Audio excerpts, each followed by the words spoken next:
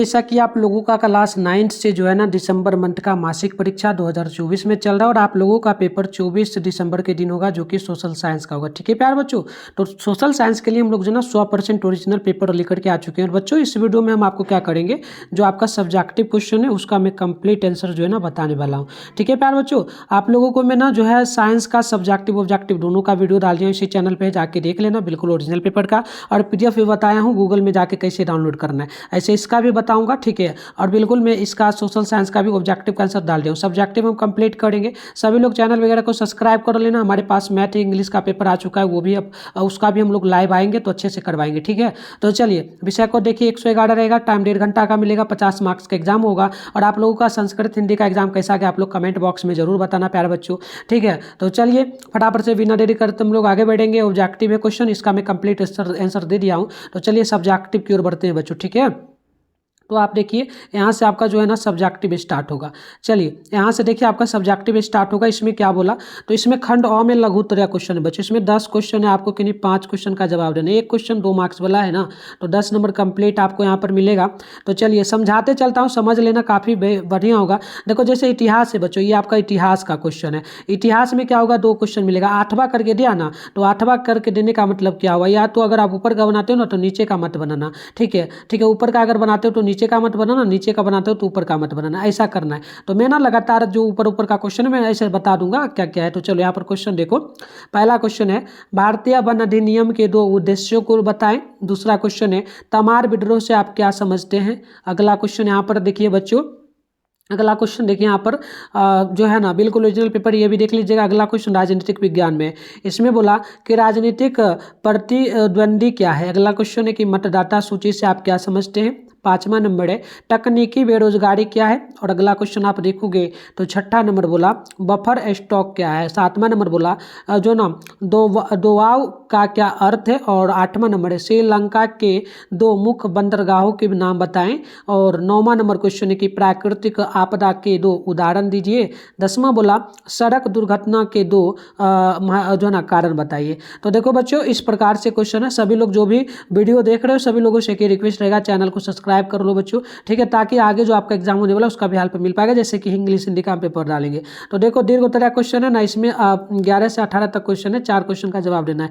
एक question 4 marks वाला है, 16 नंबर आपको मिलेगा। तो यहाँ पर क्वेश्चन देखो इतिहास में जो बोला, इसमें पहला बोला संथाल विद्रोह से आप क्या समझते हैं। और 8वां में बोला कि बताइएगा तिलका मांझी कौन थे। अब राजनीति विज्ञान में क्या बोला, 13 में कि राज्यपाल के जो है ना स्वाविवेकी अधिकारों का वर्णन करें। नेक्स्ट क्वेश्चन यहाँ पर 14 नंबर ये आपसे पूछा कि राष्ट्रपति के प्रमुख जो ना अधिकारों का वर्णन करें। चलो अगला क्वेश्चन यहाँ पर देखो, अगला आपका अर्थशास्त्र का क्वेश्चन है। ये 15 नंबर है, ये 16 नंबर है, ये 17 है। क्वेश्चन 15 बोला कि भारतीय कृषि के पिछड़ेपन के कारणों का वर्णन करें। 8वां में बोला कि भारत में बेकारी के प्रमुख कारण क्या है। 17 नंबर बोला कि पाकिस्तान की जलवायु की विशेषताओं का वर्णन करें। अगला क्वेश्चन है आपका यहाँ पर 18 नंबर क्वेश्चन बोला श्रीलंका की अर्थव्यवस्था में कृषि की महत्वपूर्ण भूमिका का वर्णन करें। तो कंप्लीट जो आपका क्वेश्चन था मैंने अच्छे से दिखा दिया। अब इसका आंसर मैं आपको गूगल से ही डाउनलोड करके भी बताऊंगा। अब वीडियो खत्म होगा तो जाके डाउनलोड करना। गूगल में जाना है, मिट्ठू स्टडी सेंटर सर्च करके डाउनलोड कर लेना।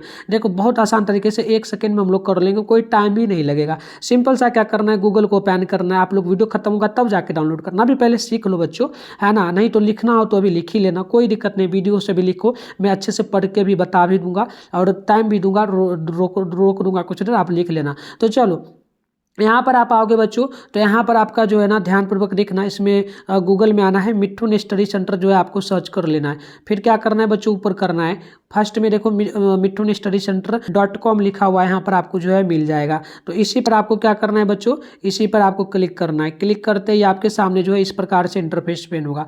अब करना क्या है, आपको ना आपके फ़ोन में 3 डॉट यहाँ पर मिलेगा। आप करोगे ना गूगल में 3 डॉट मिलेगा, इस बराबर इस टाइप का मिलेगा। तो पहले क्लिक करना है, इसको ऊपर करना। देखो यहाँ यहाँ पर जो है ना आपके सामने डेस्कटॉप साइड का, देखो यहाँ पर डेस्कटॉप साइड लिखा हुआ मिल रहा है, इस पर एक बार क्लिक कर लेना। ये क्लिक कर लोगे तो ये छोटा हो जाएगा, लेंथ यानी छोटा हो जाएगा ना, सारा दिख पाएगा।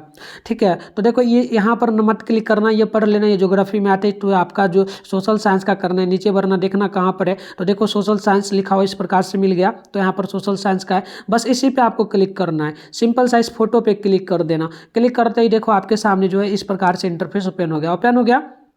ठीक है, ओपन हो गया। आराम से स्क्रॉल डाउन करके नीचे बढ़ोगे बच्चों, यहाँ पर देखो पहले व्हाट्सएप ग्रुप का लिंक मिलेगा, आप टेलीग्राम ग्रुप का भी, आप पहला काम करो व्हाट्सएप ग्रुप को ज्वाइन करो, टेलीग्राम ग्रुप को, फिर नीचे बढ़ो बच्चों। नीचे बढ़ना, नीचे बढ़ोगे ना तो यहाँ पर देखो कंप्लीट ऑब्जेक्टिव का आंसर बता दिया हूँ, देखो पूरा दिया गया, बिल्कुल सही सही है। मैं पहले इसका भी कर लिया था ना, अभी लाइव हम आए थे बच्चों, आपको पता है ना, तो हम बताए थे, तो ये कंप्लीट आंसर है। सब्जेक्टिव की बात करते हैं तो देखो शॉर्ट क्वेश्चन का यहाँ पर कंप्लीट आंसर है। लॉन्ग की अगर बात करेंगे तो लॉन्ग का यहाँ पर कंप्लीट आंसर आपके सामने है, सारा है ना। तो चलो यहाँ पर डाउनलोड लिखना है हमें, तो आप डाउनलोड करके आके लिख लेना बाद में, फिलहाल अभी अच्छे से समझ लो बच्चों, क्वेश्चन को समझना भी काफ़ी जरूरी होता है। देखो बच्चे हैं बहुत सारा लाइव में, लेकिन लाइक 6 है तो बहुत कम है, लाइक कर लो बच्चों। ठीक है, चलो लाइक कर ले तो तभी हम लोगों को डालने में भी अच्छा लगता है क्वेश्चन। ठीक है, तो चलो यहाँ पर पहला क्वेश्चन में पहला पॉइंट में लिखिएगा, वनों से संबंधित पूर्व के सभी कानूनों को समेकित करना। दूसरा पॉइंट लिखेगा, औपनिवेशिक उद्देश्य के लिए उनके प्रभावी उपयोग हेतु सरकार को वनों के विभिन्न वर्गों को बनाने की शक्ति प्रदान करना। अगला लिखिएगा, एक सेकंड, हाँ पहला के बाद तीसरा का, क्योंकि अथवा में था तो एक छोड़े के लिखना है। ठीक है, 5 बताना था ना, तो देखो प्रतिद्वंदिता, दो प्रतिस्पर्धी पक्षों के बीच एक दूसरे के खिलाफ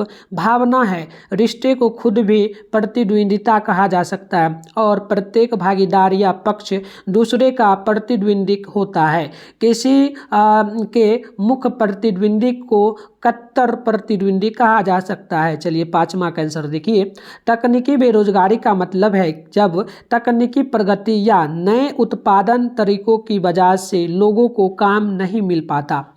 तो चलो आगे देखो, यहाँ पर अगला आपका 7वां का आंसर होगा। 7वां का आंसर होगा कि दोआब का मतलब दो नदियों के बीच की जमीन। यह शब्द फारसी से लिया गया है, जिसमें दो का अर्थ दो और आव का अर्थ पानी। दोआब शब्द का मतलब इस्तेमाल दक्षिण एशिया में किया जाता है। भारत में दोआब का मतलब खास तौर पर गंगा और यमुना के बीच जमीन से है। या उत्तर प्रदेश में शिलालिक पहाड़ियों से लेकर के इलाहाबाद में दोनों नदियों के संगम तक फैला हुआ है। ठीक है बच्चों, चलो आगे देखो, आगे है आपका 9 नंबर का आंसर। एक प्राकृतिक आपदा भूकंप, बाढ़, ज्वालामुखी विस्फोट, भूस्खलन, तूफान आदि के हो सकती है।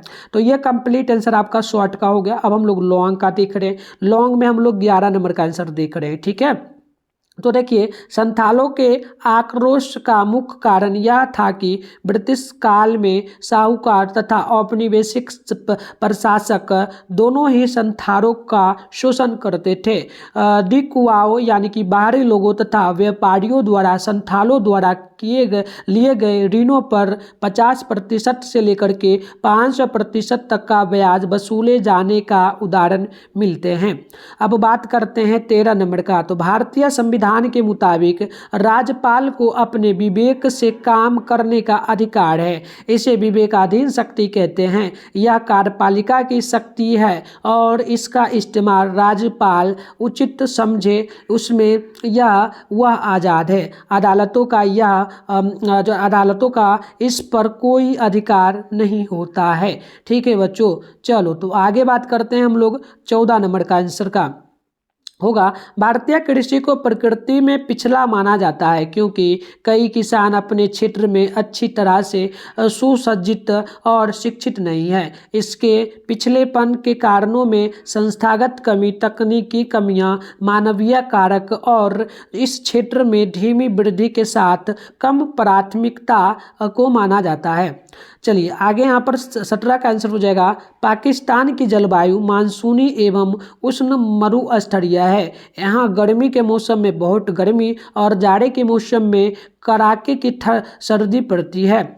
जाड़े के मौसम में यहाँ औसत तापमान 60 डिग्री सेल्सियस से कम रहता है और उत्तर के पर्वतीय भाग में बर्फ जमा रहता है। गर्मी के दिनों में यहाँ का तापमान 45 डिग्री सेल्सियस तक पहुँच जाता है। तो बच्चों इस प्रकार से मैंने आपको कंप्लीट आंसर जो है बता दिया। सभी लोग वीडियो को लाइक कर लेना। मैथ और इंग्लिश का पेपर आ चुका है हमारे पास, हम वो भी लाइव लेके आएंगे, तो सभी लोग तैयार रहिए। मिलते हैं नेक्स्ट वीडियो में, तब तक